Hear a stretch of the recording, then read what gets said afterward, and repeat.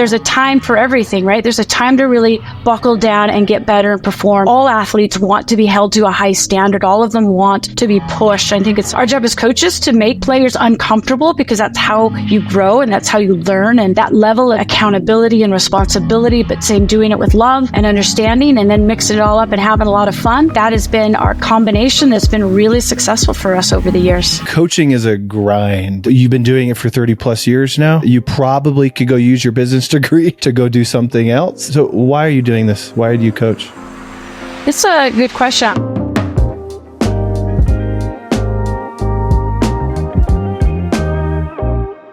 To Ditto. We have a super special guest for our episode today. This guest is a distinguished figure in collegiate women's soccer, renowned for her remarkable coaching career at Brigham Young University.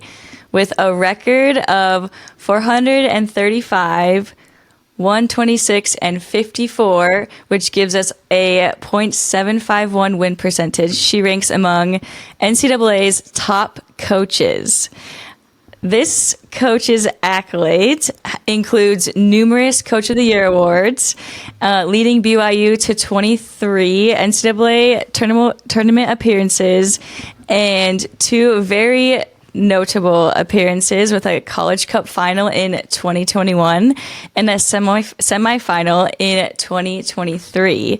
But her impact extends beyond the wins and losses, focusing on the holistic development of her players, resulting in numerous All-American and academic All-American honors. This coach is a trailblazer in NCAA history, as this coach has celebrated over 300 wins and is one of the few coaches to have over 300 wins at a single institution. Coach Jennifer Rockwood has a legacy of excellence, integrity, and inspiration, shaping the landscape of collegiate soccer and leaving an indelible mark on the sport, which I have had the honor of being one of Coach Jennifer Rockwood's players. So welcome, Jen. We're super excited to have you on our podcast today. Wow. Thank you, Ashley. I'm super excited to be here. This is a fantastic thing that you're doing. Yeah, it was pretty cool, to be honest, to go through your bio and to write this bio and this intro. I've never done this before, a podcast. I'm usually on the receiving end like you today. So it was really cool to reflect back on your career and also just kind of think back on a lot of the memories that I had being a player for you, especially the 300th win. I remember actually playing on the field for that win. I think it was in San Francisco. You've had many more wins since then. But yeah, I'm just one of your players, so I can't imagine all the memories that you have with so many of your players. But yeah, we're super excited to have you on today and to learn a bit from your experiences. Matt, I think, would like to introduce himself, but also maybe start us off with the first question for you. Yeah, well, thanks again, Coach, for being here. That's quite the bio. Holy cow. So you probably don't remember this, but we've actually met before. I had a very short stint working at BYU last year. We met in the offices where the gymnastics and the tennis and soccer all. Yeah, I know. It was a very, very memorable experience for you. It was in passing. It was in passing. Yes, you said that you worked with Ashley, so that definitely caught my attention for sure. Yeah, I know. Yeah, I know. You probably meet just dozens of new people every single day. So, that was my first experience at BYU. So, in full transparency, I'm not your typical BYU person. However, I am a BYU soccer fan, so that I can attest to. I love that. Love that. And it was my first experience in working around BYU student athletes and working around coaches, and it was wonderful for me. But unique, right? Obviously, this. Being at BYU is unique and challenging and beautiful and all the above. And so here's my first question. A lot of our audience might not be members of the Church of Jesus Christ of Latter-day Saints, which is owned and operated by BYU, or BYU. The church owns and operates BYU. And so my question is, what's it like at a place like BYU to coach and to have to recruit these type of student athletes that want to be there, that want to obey the honor code, that have to go through all these unique and beautiful, but unique and challenging type of situations? Could you touch on that for me? Yeah, sure. I think I wouldn't know anywhere else. I mean, I came here to BYU as an 18-year-old, a freshman playing on the club soccer team, and I haven't left. So it's pretty wild to have spent, my 4 years playing here. I coached the club team for 6 years after I graduated from BYU and ended up staying here, and I taught and I coached the club team. And then in 1995, they added the women's soccer program at BYU. And since I was the club coach, I'm like, I'll apply, see what happens. And 30 years later, I'm still here. So to be honest, I really don't know what it's like to be anywhere else or coach anywhere else in any sort of different environment. So, I think every coach, wherever they are, is trying to find a unique niche for recruiting or for the way that they're going to kind of oversee their program. And for us, BYU is kind of built in a way. For me, being a member of the Church of Jesus Christ of Latter-day Saints, and most of the, probably 95% of the people here teaching and the student athletes and all the students are. But I felt that was obviously a unique niche for us, and let's see what happens. And so when I first got here, I basically took my whole club team and then just added 6 recruits to that who were also members. And, my longtime assistant, Chris Watkins, him and I decided that, hey, let's first try and see if we can find the top members of the church all across the country and see if it fits. There's a lot of sports at our BYU that have a lot of non-members, and they fit in really well too. But we just decided to go that route, and it's worked out really, really well for us. And so we get to recruit some amazing young women who are coming not just for the soccer program, but they're coming for the overall experience at BYU. And I think that's also unique, is that our kids are dying to come here to play, to be a student, to be a member of the community here at BYU in the student body, and then have a great culture. It helps in building our culture as well. Yeah. No, thank you for that. Probing off of that, I'm curious, do you get any young women that aren't members of the church that are interested in the program that have joined the team over the years? We do get a lot of interest, particularly players are locally here from Utah that maybe aren't members but want to stay home and know that we have a good soccer program. But we actually haven't had any non-members up until this last year or so. So starting this fall, we'll have a couple girls that are coming in who aren't members, and we're really excited. They're really excited to come and join our team, join our family. We think it'll be a tremendous experience for them. They're going to add to our program a lot, but it will be new. I'm sure it would be a little overwhelming for them, and so we'll have to keep our eye on them and make sure they don't feel uncomfortable or anything like that. But they're more than excited to come. They'll be in such good hands. We've actually got a lot more interest, I think, as the sport's grown. And there's more girls playing, through ECNL and GA, and there's more fans watching. And certainly the success that we've had, really the last 4, 5, 6 years, actually, as I keep track of my life on this board up there that shows all the dates. That's awesome. And so that's how I keep track of classes and experiences. But, the last 5, 6, 7 years, we've consistently been a top 15 team, and certainly with our 2021 when we played for the national championship, and this last year making to the Final Four, we have a lot more people that are interested in our sport that maybe don't know much about BYU, but know that we're a good soccer program and know that we're competing at a high level, and enjoy really watching our teams. I think we've gained a lot of fans out there in the soccer community with our style and our energy, and watching our players compete, and just the style that we play, an attacking kind of possession oriented. So it's been fun to get a lot of people on board with us. I think the North Carolina game brought us a ton of attention. And so I think that's piqued the interest of a lot of players, particularly as we were kind of looking at our class of 2026. We're getting a lot of interest from all over the country. Wow. Yeah, you're 2-3 years in advance of recruiting. Yes, we're mostly just watching freshmen and sophomores in high school right now. So yeah, we're pretty much all done. And recruiting just is one of those things that never ends. Everyone's like, "When's your recruiting season?" Or "When do you go off and recruit?" And for soccer more than any other sports, it is a year-round thing, and I feel like it just never ends. You think you've got one class set, but then you're still watching, you get that last one or two, and then you're looking for the next. And, when you have a list of 7th and 8th graders too, our pool is a lot smaller than most. So how those other universities do it, I don't know. I could not. And that's probably why I couldn't do it anywhere else. I like our smaller pool. I can't keep track of names these days anyways. I've got a great staff that does that for me. That's wonderful. And for those that don't know, you just mentioned the North Carolina game. You were down 3-0. I'm sorry. It's about soccer language. Yes, 3-0. Yeah. Mm-hmm. And you came back and won 4-3? Is that right? Yes. It was just a magical night for sure. It was kind of full circle for me as well. Anson's always been someone I really looked up to when I first started coaching.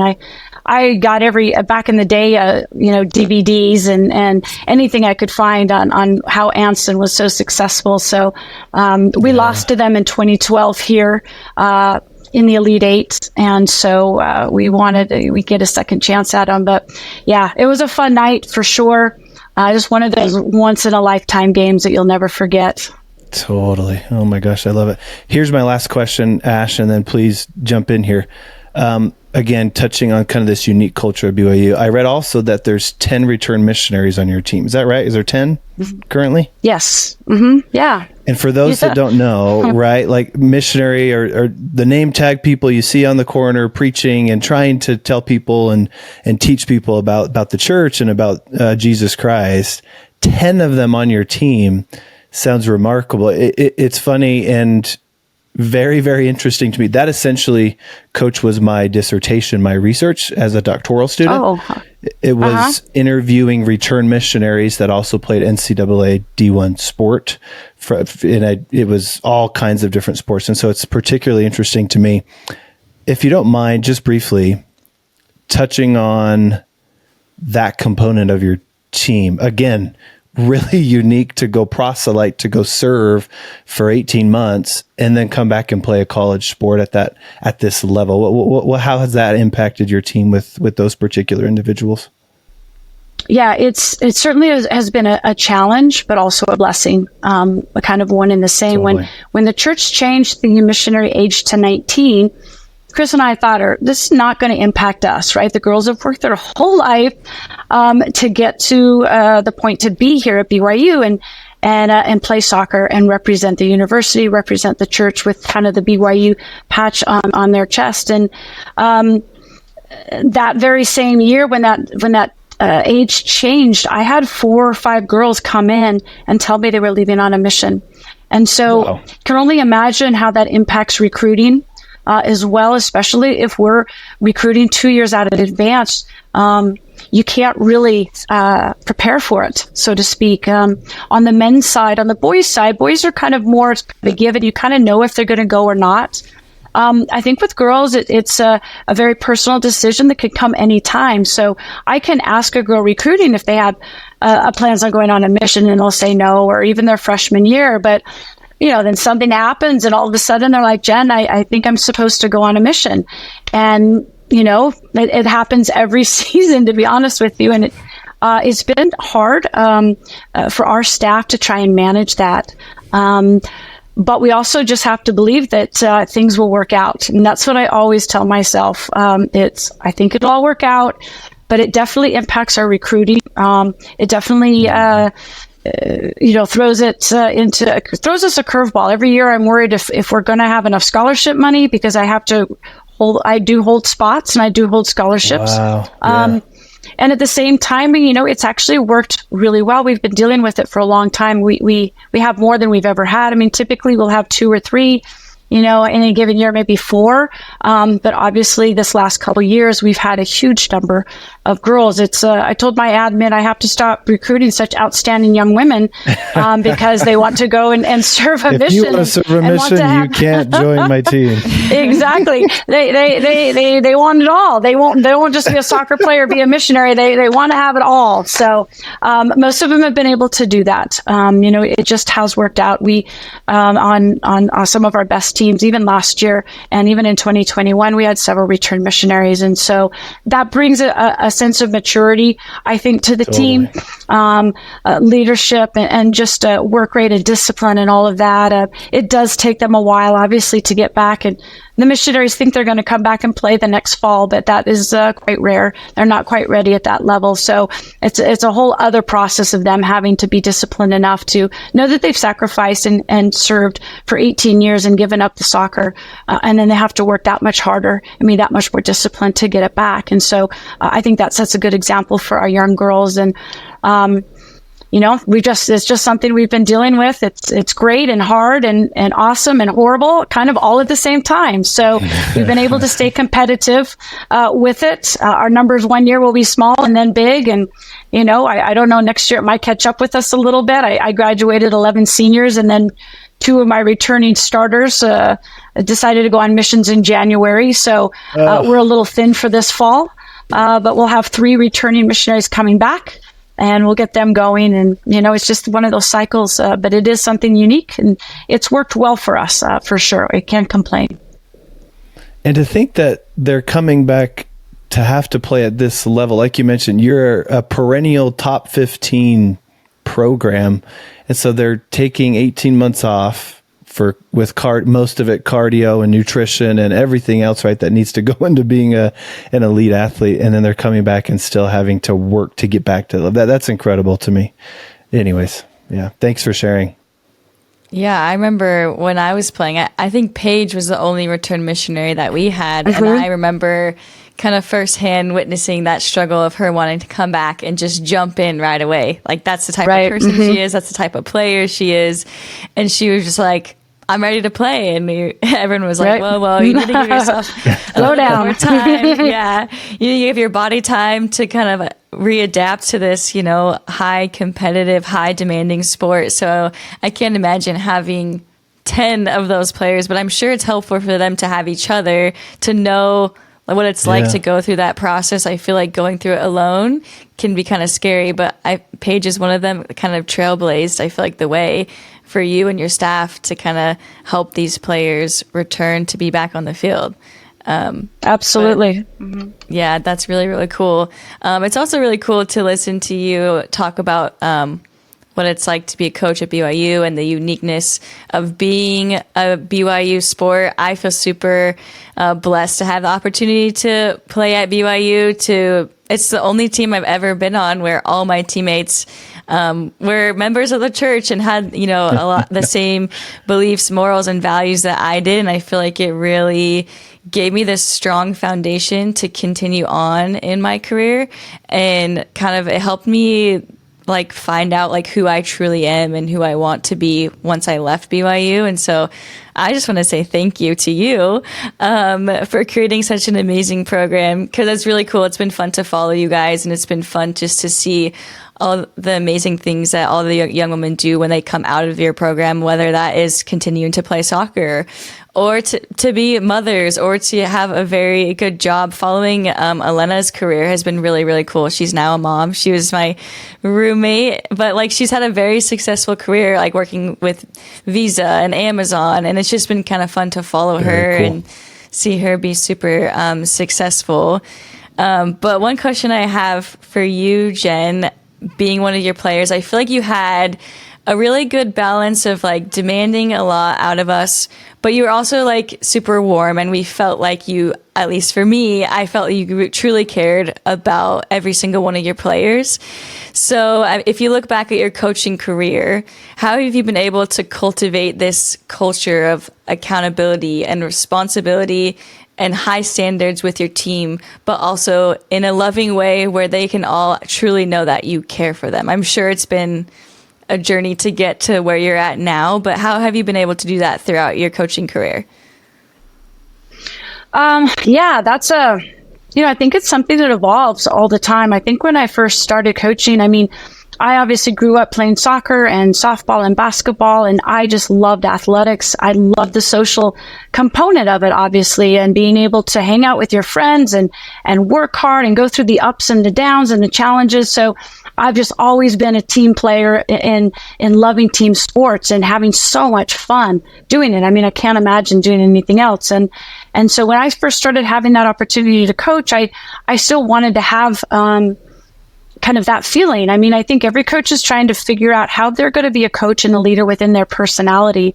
I do care. I think everybody really cares about their athletes, but I think that's something that is really hard as a coach too, is that you want to care and obviously create a loving culture and a warm opportunity, a safe place, a place where people feel like they could be themselves, and extend and make mistakes and know that it's okay and know that, you win or lose a game. It's like your parents are still going to love you no matter what. But I think sometimes the athletes are always worried about what the coaches think and that sort of thing. And I also know, and I found over my career, is that girls play better when they're having fun, when they're comfortable, when they're working hard together for a common goal.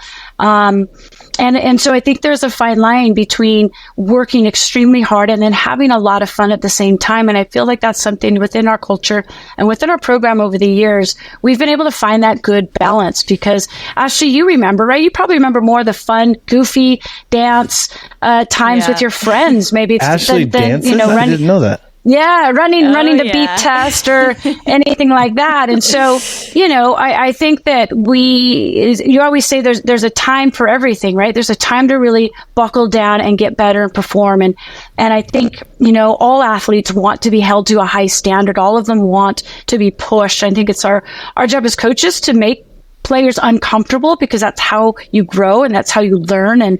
And so just that level of accountability and responsibility, but doing it with love and understanding, and then mixing it all up and having a lot of fun. I think that has been our kind of combination that's been really successful for us over the years. Yeah, everything you said, I feel like I can attest to, because I feel like I experienced it over my 4 years. And as you were talking, I remember the surprise bowling days that we would have. I think it was like, it would be during the spring season, and you'd be like, hey, we're not gonna train today, we're gonna go bowling, and we'd all be super excited. But then of course that would be a competition, or we're gonna walk over to Baskin Robbins after training and ice cream on Jen.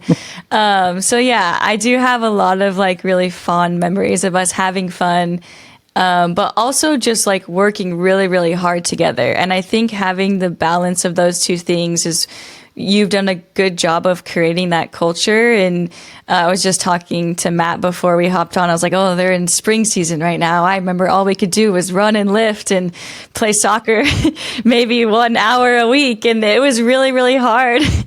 But I loved it at the same time, just because I was with my teammates and we were all working really hard and having fun. And I know the rules have probably changed. Are you guys allowed to play more soccer now, or? We actually do. You don't have to be the track team, right? I know you guys always felt like the track team during the off season, but we get to play a little bit more. So that's good, and that's where a lot of the strength in the weight room happens, right? Focusing on that. That's where the fitness continues on to kind of push it to the next level. We just had our Easter egg hunt Ashley, just on the Friday. So if you remember the Easter egg hunt. Yes. Yeah, I mean, I think you're trying to pick some things you have control over, right, Ashley? And we decided we had control over how fit we would be. And that's something that our team's always been known for. And so as a young player, as a freshman, you come in, you know what, we run. We're a very fit team. We're going to expect a lot. Because of the style we play, we have to be fit. And so going through those things together of trying to compete within your teammates, you want to provide a very competitive atmosphere in training. And I think that's also something we probably do more than a lot of teams is we compete a ton in small-sided and big-sided games. And we really try to instill that level of competition in practice so it becomes very natural in a game. Yeah, well, you guys do a great job of it. It's very clear and very obvious that you guys are competitive, especially when we watch you throughout the year. And I know for me, it's just like instilled in me, like I'm super competitive. And even in training, if we're not competing, I'm like, hey, can we make this a competition? Let's go. Yeah. Like I want to win. So yeah, I definitely feel like that's part of my DNA now. Matt, did you have any other questions before I move on to another question? Just regarding the training and more specifically kind of the spring season, off season kind of protocols.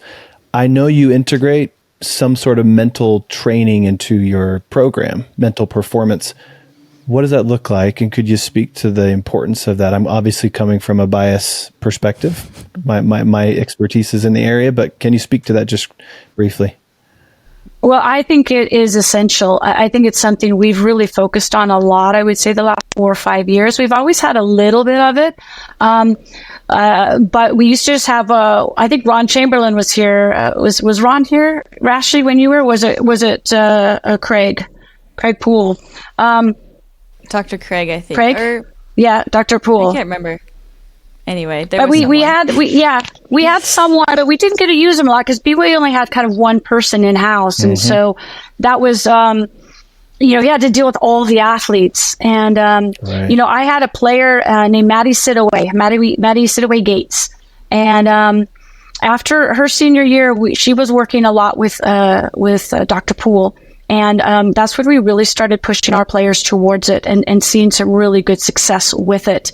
And Maddie ended up going into that. And she's someone then I hired on just to work with our team. And since then, she now works full time at BYU and works with us and women's volleyball and I believe the golf team. And it's been so crucial. We've seen so much success. I mean, I think the world continues to be more and more stressful and the athletes dealing with the pressures and the anxiety of school and managing their schedule at BYU. There's a little extra pressure socially, and with different responsibilities within the church. And so there's just a lot on these student athletes and having someone that can help them, give them the tools to talk with them, that isn't deciding their playing time, that's not deciding what they're doing in training, that is kind of a different space for them to really focus on performance and how can they change their mental thought? How can they control the voices in their head? How can they find the confidence from within themselves? Because we know that it's something that you have to have yourself. Your parents can't give it to you. Your coaches can't give it to you. How do you control the mind, right? How do you control the voices in your head? And that's something that Maddie has really been key in helping our players. And we've used her a lot. I mean, these girls are meeting with her, once a week or once every other week. We also have them meet in smaller groups, like an attacking group or a back line. We have her meet also with our captains. So we are using it a lot. And I have been able to see the huge value in it for our student athletes. And I've even brought Maddie into where she's in practice, because now having someone who's there watching things and really have an understanding, because I think sometimes if you're not there, you can hear something from an athlete. But if you're actually there in the training and you have an idea where the coaches feel that they are, and you have an idea of what the coaches are needing from them or what they need to work on, then that just enhances that so much more. So I really feel it's been such a key to our success, especially in these last 3 to 4 years. Yeah. Well, thanks for sharing. I know a lot of athletes and parents and really anyone interested in, enhancing their performance will find that advantageous, especially with the consistency. You said once a week, if not more, right? Just like physical training, it requires a very consistent and deliberate protocol to get better at thinking, to get better at becoming mentally strong. And so I'm glad to hear that. So thank you for sharing. Ashley, what was your next question? Yeah, no, that was really cool. Thanks for asking that question, Matt. It was Dr. Manning when I was there, and I think he was over like a whole bunch of sports. So I was only able to meet with him like once or twice. I think while I was recovering from one of my injuries, but that was like my first, I feel like, introduction into working with a sports psychologist and stuff. And I'm really glad that your athletes have that. And Maddie's great. I got to play with her, I think, for 1 or 2 years. So that's great that they have that resource in Maddie, and someone who's actually been through what they're going through, I think is also really, really important to have that relatability. But moving on to my next question. So you are one of the few female coaches that I have ever had. Probably about like 4 or 5 years now, I got my C license. Coaching may or may not be in my career. It's something that I've thought a lot about. But my question for you is, how have you navigated being a female in a predominantly male profession? I know that those coaching courses, you are probably one of the very few females in those classes and everything. How have you noticed it? How have you managed it? What have been the challenges? Can you share any of those experiences with us? Sure. Yeah, I think I got kind of used to it a little bit. I was a business finance major at BYU, and within my major, I was one of very few women just in the classes. I could be in a big lecture class. In business class, and there was maybe four women out of 60, and so I think maybe that kind of got me used to it. And I think I just I've always been a competitor, and I love the challenge of things. I like putting myself out there to learn and grow and to push myself. And so it's probably one reason I chose business finances, because it was going to be super hard, and I wanted to prove to myself that I could do it. And so when I started with coaching, I didn't have any experience. It was other than a year of high school and then coaching the club team. And so I was one of the very youngest Division I head coaches when I started, and certainly there weren't very many women doing it at that time. In fact, we would probably the first 5, 6, and even longer than that, we would go to a game, and the officials always thought Chris was the head coach. So they'd always go right up to Chris and shake his hand and talk to him, and he would have to just say, "No, Jen's the coach." So I didn't really take any offense or anything to it. I think it was just natural to kind of assume there just weren't very many of us at the time, and it's something that's never really bothered me. I just feel like I've just tried to do the best that I can, and I really, to be honest, haven't really thought too much about that. Obviously, realizing there's not that many. I think for a little while there was, and I think they're fighting out. It's hard. It's challenge. It's a challenge to be a woman, especially if you're wanting to start and raise a family. At least at this level, it is really tough. Because it is such a grind, coaching in college. But it's been a great experience. I've met so many great coaches, male or female. I've been able to connect with some women coaches, which has been great too. We now have a few more head women's coaches at BYU. Back in the day, we didn't have that many. But yeah, it's been a great journey for me. I don't think I'd change anything that's happened. And I have a great staff right now too. I have 2 male assistants. And then I've got 2 assistants, 2 women assistants. So I have a great mix, I think, that really fits out well with our group. Yeah, that's really cool. Thank you for sharing. It's really cool to see, to look back on your career and to read about where you started and where you are now. I mean, so I know you're familiar with Mark Kokorian. He's our GM, but he speaks very, very highly of you. So it's kind of cool to be outside of the BYU community and still hear other very successful coaches talk about you and like, oh yeah, Jen, like I love what she's doing with the program. Like she's done so much. She's created such an amazing program there, and all the BYU girls now in the league and stuff. So I think it's really cool.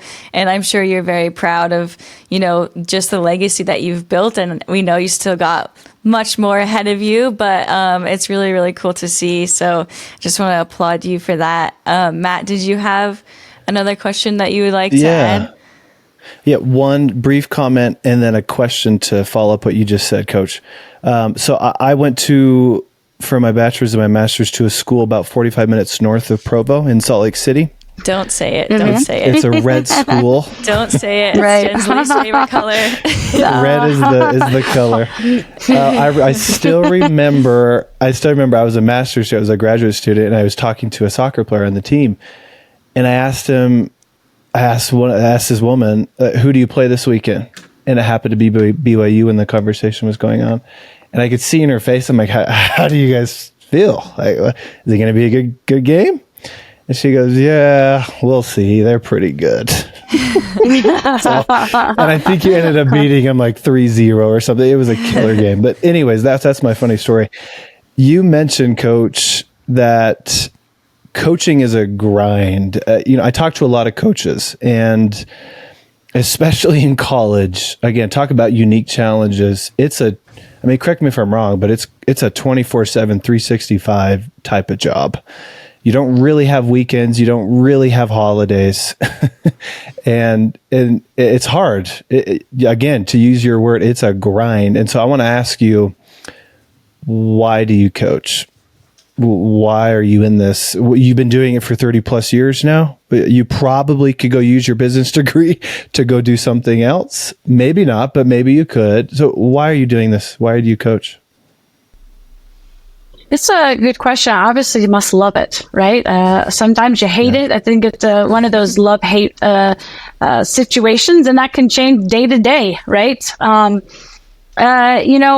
have always enjoyed it. I love working with the young players. I love developing those relationships. I love watching young players come in and grow and mature and work hard and go through the struggles and then move on. Even someone like Ashley, I remember Ashley coming to camps when she was just a very young girl and following her career. Ashley, I think I've probably known you since you're like 10 or 11 or 12 or somewhere around in there. And that's how most of my players are. A lot of them came to camps when they were younger because they had a dream and a desire to come to BYU. So following through, just having that is just something I really enjoy. Our team changes every semester. And so it's kind of that challenge that you have to work with too, is it kind of keeps you in the game. And it's just kind of this cycle. It's like you finish one thing and then you're on to the next challenge and on to the next challenge. And before you know it, you don't know where your life has gone. I mean, I don't know how it's gone so fast. I remember Ashley out on the field. I remember being at Rio Tinto when she got her first cap, and I was running around like a proud parent, probably like her parents, taking pictures because Ashley, had that opportunity starting her senior year at BYU and did so much to represent our program and be an ambassador that way. So it was fun. But, I think I just enjoy the challenge. I love the relationships. I love the competition. Obviously, I'm a big fan of BYU and all of it stands for, and being a part of that community means a lot, even though it has some more challenges for sure. But I think, I'm true blue cougar. I've never, ever wanted to coach anywhere else. So it's never been a factor of, is there somewhere else that I would like more? But it's just, it just keeps me going every day. I guess I love to be busy. It never ends. Like you said, 24/7. You can't even really go on a vacation without thinking about the team and the recruiting and the challenges and the issues. And, with girls, there's lots of drama. So how do we manage that? And all those good things. So, yeah. Yeah. So busy that It just flies right by. Yeah. With that in mind, Coach, how do you balance? And I don't love the word balance as it pertains to professional life and personal life, because I think it paints this picture of equality, 50% here and 50% here. Like there's no way you can do that. I don't know your personal life. I don't know if you're a mother or have a partner or a spouse, but I know you probably have personal interests outside of soccer. How do you deal with that, balance that? What's that relationship like? Yeah, I think that's an ongoing thing. So maybe, Matt, I maybe need to start meeting with you to figure out how I can better balance my life, because I am always a little out of balance because I just can't stop thinking about soccer, right? But no, I think as I've gotten older, I've realized the importance of trying to stay away, try to have your own space, try to have your time away where you can do some things that you love to do, some other commitments, some other service, some other sort of training, that sort of thing, that tries to separate. I mean, even when you're doing other stuff, you're kind of thinking about an issue or this girl or that girl, or how can I get this girl to come to BYU? But I think it's so important. I think in anybody's job, or, I've talked to a lot of players that are moms now, and they're so used to doing so many things and having to stay, not having, but choosing to stay and work with their kids. They have to keep, they have to find their time too, because you're just always serving and trying to do everything that it's so important to take your own time so that you can have your own growth and your own belief in yourself, because we're always growing and changing and learning for sure. And I still feel like I still have so much to learn, but I do try and find some balance in finding some hobbies and some different things that I love to do. But it is a challenge, and it's something you have to be intent on working on. Yeah. Okay, so are you a Netflix type of person, or do you ride dirt bikes like what Ashley was mentioning to me a couple of days ago? I know Jen is an outdoor soul, because I remember a few trainings. I think it was Halloween. You drove in on your dirt bike, and I just thought it was the coolest thing ever. I was like, wow. I was like, that's a big dirt bike, Jen. That's impressive.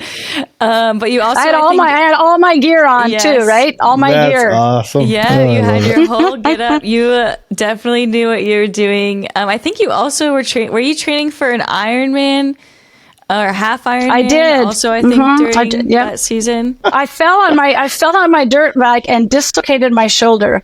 And I really haven't had the courage. That was years ago. I haven't been up, but I bought a Razor 4-seater, so that way that's harder to crash. It's harder to fall on. So yes, I love being outdoors for sure. I love being in our mountains. I love being down in St. George in the Red Rock. I've slowed down a little bit. Getting old is hard. I'm not as fit as I used to be, Ash, but I'm trying to recommit this summer so I can be ready for camps, because camps are hard. So I've got to get fit, a little bit more fit between now and June. So that is my new goal. Now I've had my hip replaced and it's doing well. So now I gotta get back in shape. So yes, I've got to try some new things.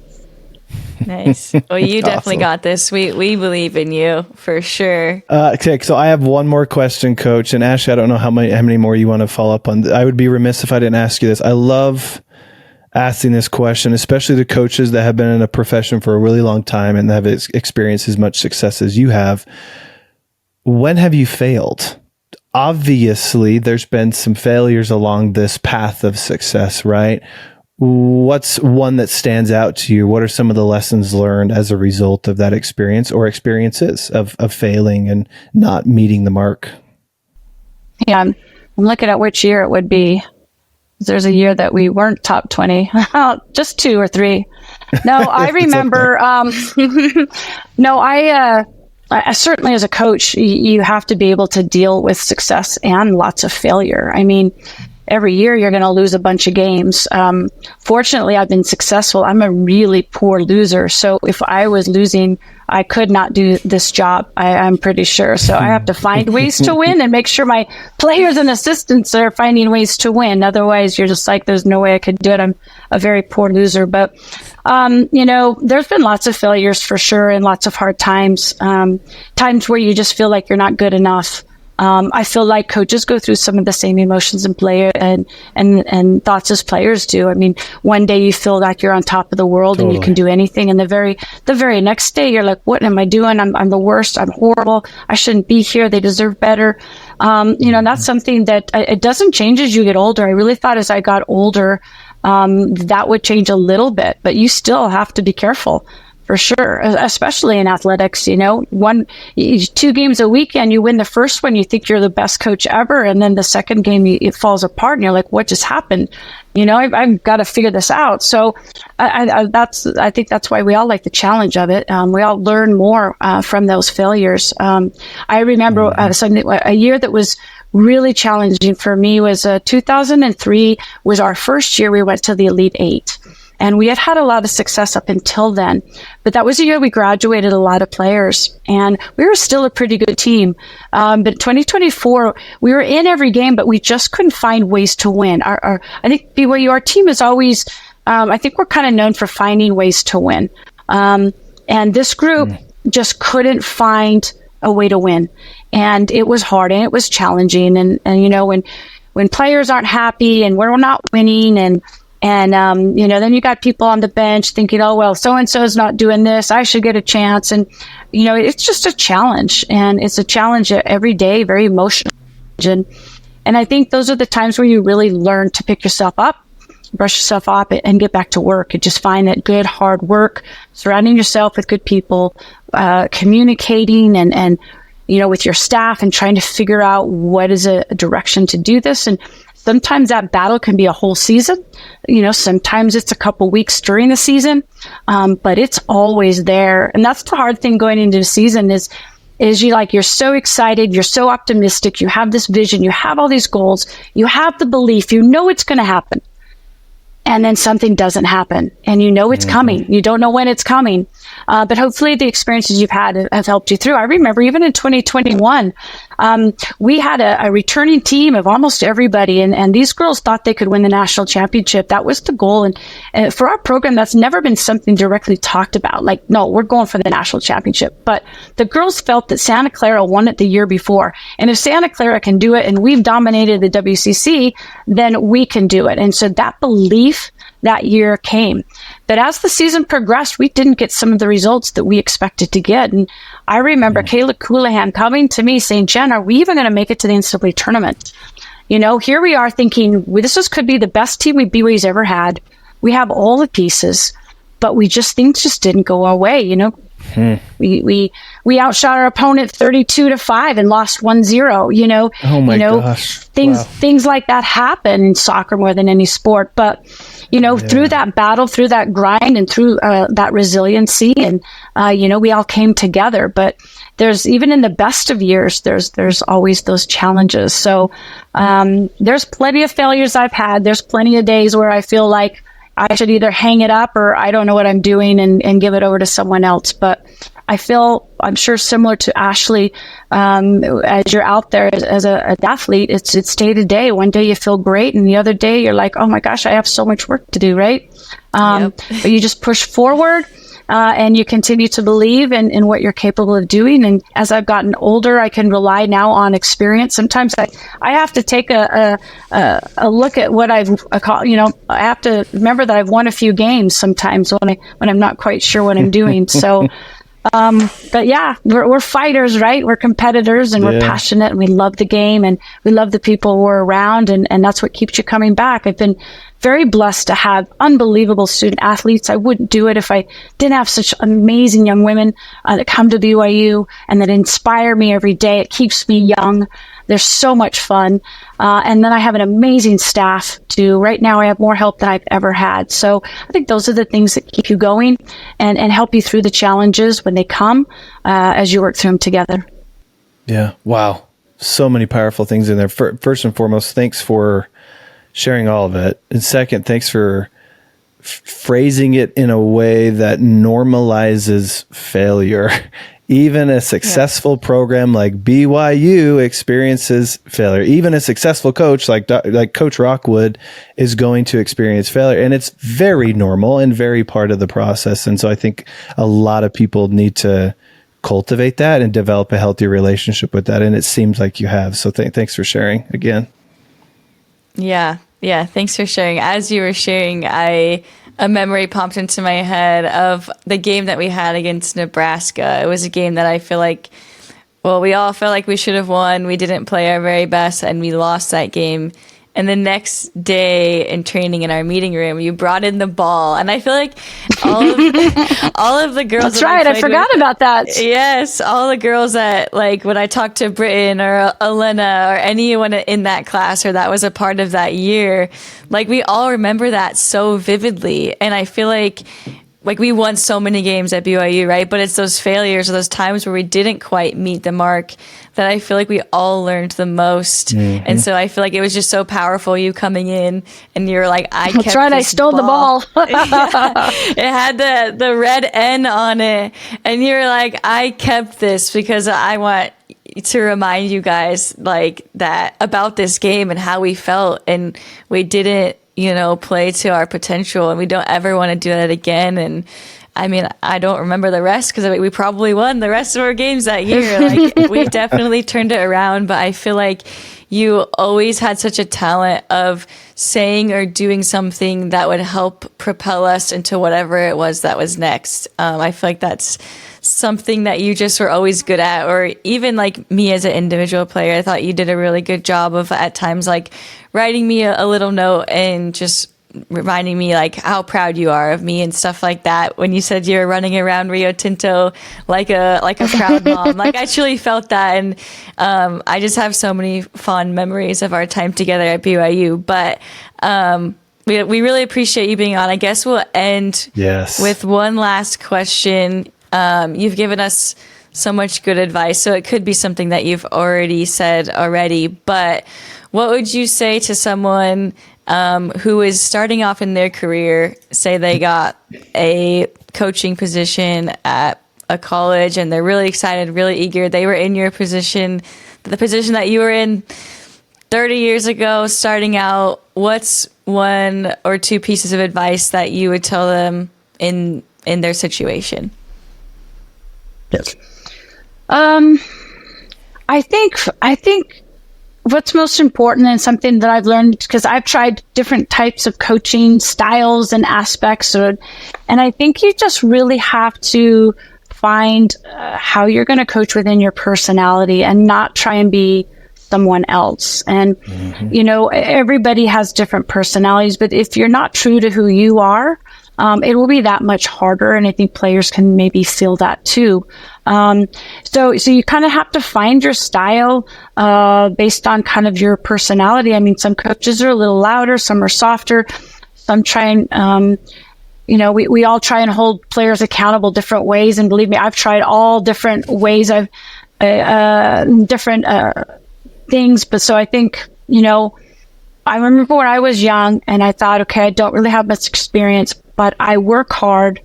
I have a good drive. I'm super competitive. And so I'm just going to work as hard as I can and do the best that I can.